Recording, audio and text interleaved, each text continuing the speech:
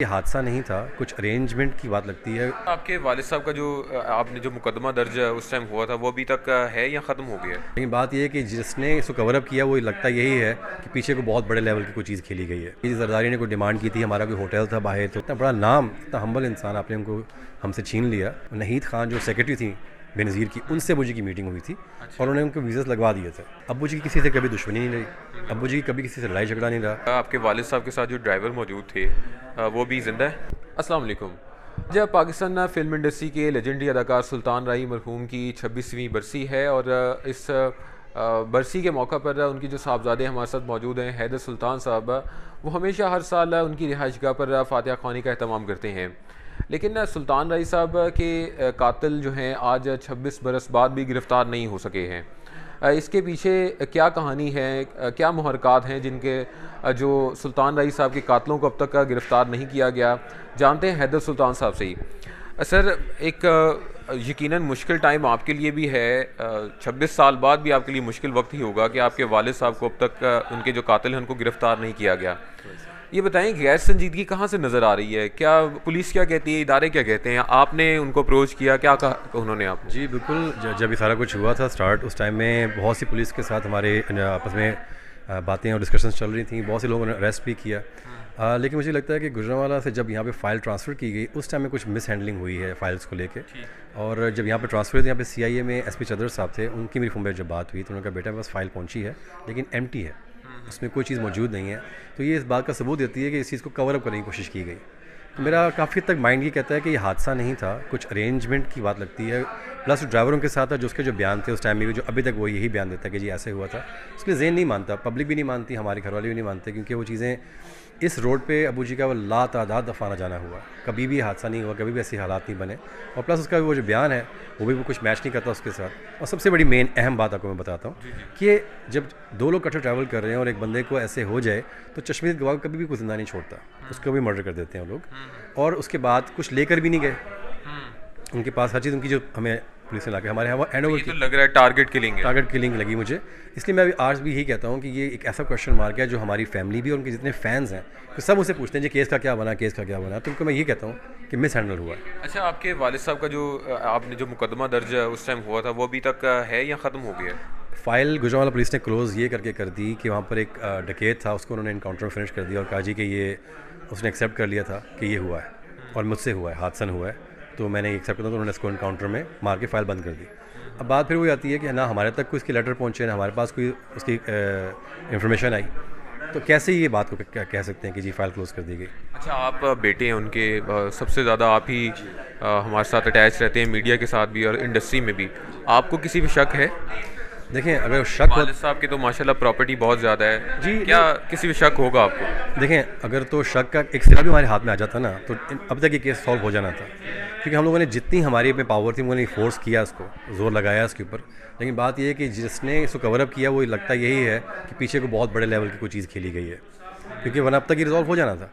अब बात फिर वही आती है कि हम लोग अभी भी इस बात को गिव अप नहीं कर रहे, क्योंकि डेफिनेटली जब तक क्वेश्चन मार्क रिजॉल्व नहीं होगा तो छोड़ेंगे नहीं इंशाल्लाह। अच्छा, एक चीज़ है कि वालिद साहब के हवाले से, आपके वालिद साहब के हवाले से ये कहा जाता है कि उनको एक ख़ास जमात है, मैं नाम नहीं लेता, लेकिन चले मैं ले भी लूँ, आसिफ अली जरदारी साहब का नाम लेते हैं लोग। वही बताता हूँ कि बेसिकली हुआ क्या था कि उस टाइम में जब इनकी पीपल्स पार्टी की हुकूमत थी तो ये अपोजिशन पार्टी ने इसका एक फ़ायदा उठाया और उन्होंने खबर उड़ा दी बाहर में। अखबार को तो चाहिए था छापने के लिए, सोशल मीडिया इतना नहीं था, अखबार ज़्यादा चलते थे। तो उसकी वजह से बहुत ज़्यादा ये बात है कि जरदारी ने कोई डिमांड की थी, हमारा कोई होटल था बाहर, तो उसने अबू जी ने नहीं दिया, तो उसके साथ झगड़ा वगैरह हुआ। कोई ऐसी बात नहीं है।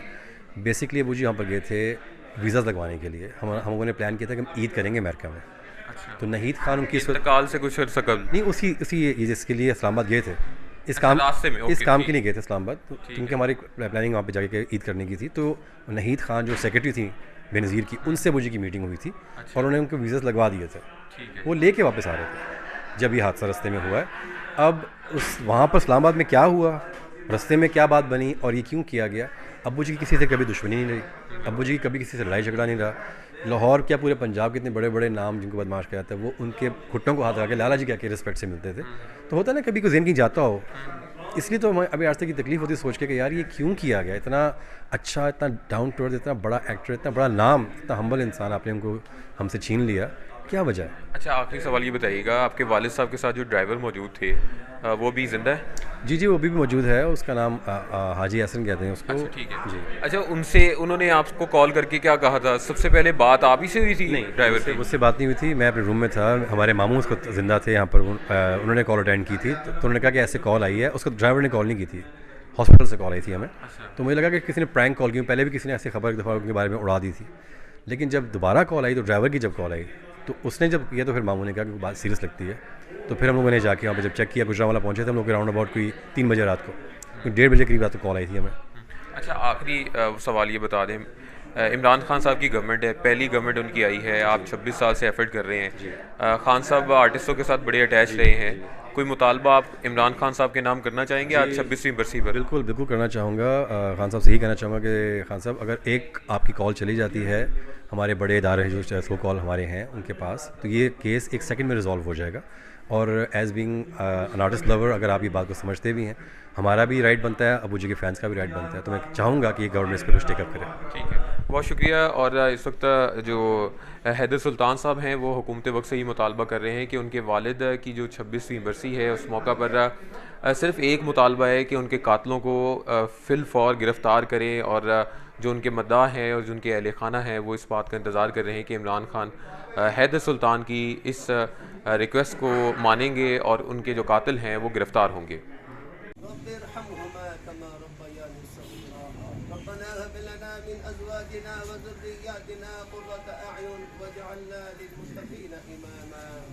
इलाहुल आलमीन, पाक व परवरदिगार आलमीन, या रब्बुल कायनात, या अल्लाह, खुसूसन बिलखुसूस, या अल्लाह, हम सब की इन दुआओं को, इन फरियादों को, इन अर्ज़ों को अपने बरगार इलाही पे कबूल और मंजूर फरमा। ए अल्लाह, खुसूसन बिलखुसूस इस अजीम किताब को जहाँ जहाँ पढ़ाई किया गया, ए अल्लाह, जिस मकसद के लिए इस पढ़ाई किया गया, इलाहुल आलमीन सबका पढ़ना पढ़ाई करना अपने बरगार इलाही पे कबूल और मंजूर फरमा। जितने भी पढ़ाई किया गया, इलाहुल आलमीन अपने बरगार इलाही पे कबूल और मंजूर फरमा। ए अल्लाह, खुसूसन बिलखुसूस इस अजीम किताब की बरकत से हमारे अलहाज सुल्तान रही मरहूम के अल्लाह कामिल मग़फ़िरत नसीब फरमा, कामिल बख्शिश फरमा। ए अल्लाह, उनको कामिल मग़फ़िरत नसीब फरमा, उनकी मग़फ़िरत नसीब फरमा। ए अल्लाह, उनकी दरजातों को बुलंद फरमा। ए अल्लाह, उनको जन्नतुल फिरदौस में आला मकाम अता फरमा। ए अल्लाह, कल क़यामत के दिन ए अल्लाह अपनी रहमत के नीचे उनको जगह अता फरमा। ए अल्लाह, कल क़यामत के दिन हुज़ूर अक़दस सल्लल्लाहु अलैहि वसल्लम का शफात उनको नसीब फरमा। ए अल्लाह, उनकी दरजातों को बुलंद फरमा। ए अल्लाह, इस अजीम किताब की बरकत से, ए अल्लाह, तमाम भाइयों की दुआओं की आरज़ुओं की बरकत से, ए अल्लाह, हमारे अलहाज मरहूम सुल्तान रही मरहूम साहब की कामिल मग़फ़िरत नसीब फरमा, कामिल बख्शिश फरमा, उनकी दरजातों को बुलंद फरमा। ए अल्लाह, उनको जन्नतुल फिरदौस में आला मकाम अता फरमा। ए अल्लाह, इस अजीम किताब की बरकत से हमारे हैदर भाई के मामू है मुश्ताक मरहूम, इलाहुल आलमीन उनकी भी कामिल मग़फ़िरत नसीब फरमा, उनकी बख्शिश फरमा, उनकी भी दरजातों को बुलंद फरमा। ए अल्लाह, उनको भी जन्नतुल फिरदौस में आला मकाम नसीब फरमा। ए अल्लाह, इस मजलिस में जितने भी हमारे भाई अजीज दोस्त तमाम हजरात के अल्लाह, जो भी रिश्तेदार वालिदैन इस दुनिया से रुखसत हो चुके, अल्लाह सबकी मग़फ़िरत नसीब फरमा, सबकी बख्शिश फरमा, सबकी दरजातों को बुलंद फरमा, सबको जन्नतुल फिरदौस में आला मकाम नसीब फरमा।